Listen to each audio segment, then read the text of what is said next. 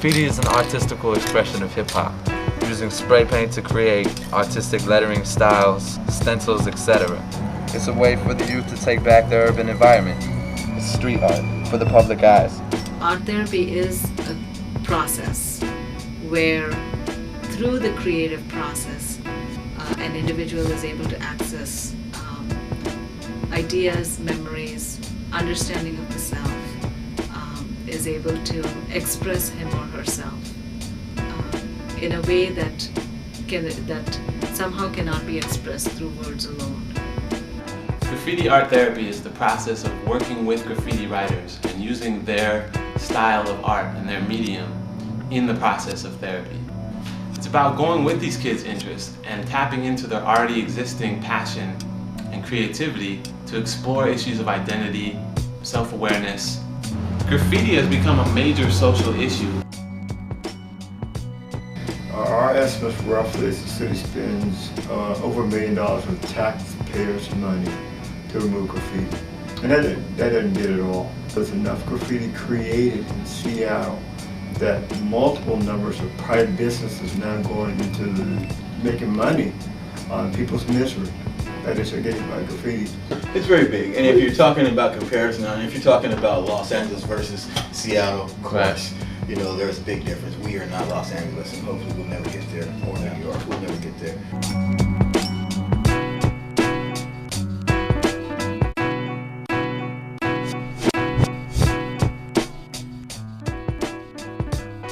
This neighborhood gets hit on an average, I would say, of at least once every day. When you're in a business of any kind, people tend not to want to come when there's graffiti all over the buildings. My job is graffiti enforcement, period. I don't call it art, I don't call it freedom of speech, I call it vandalism. Rapid removal is the main strategy. When we have these graffiti problems in our communities, we as a community have to stand up and paint it out each and every time. That's the best thing you can do. And when you begin to remove it rapidly, it sends the kids the message, the same message they're trying to send us, where they're putting their tag on my property, saying it's theirs, it's their turf. Well, when we paint it out, we say it's our turf. It directly affects your own neighborhood. It looks a little nicer without it.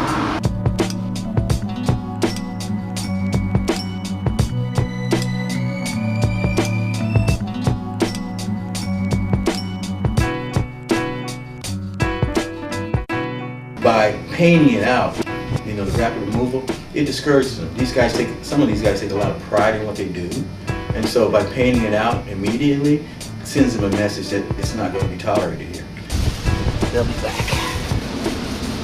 Fresh canvas. Our solution has been to cover up the problem.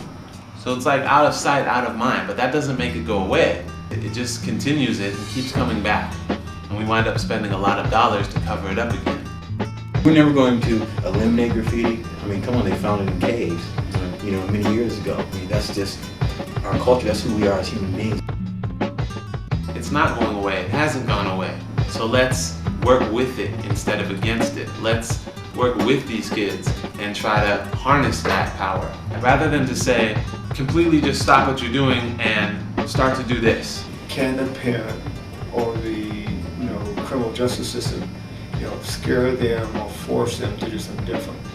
It's not realistic. These kids are passionate. It's a culture. It's a whole lifestyle out there that they're doing. The fact that they're engaging in a creative process is a very powerful thing that can be channeled.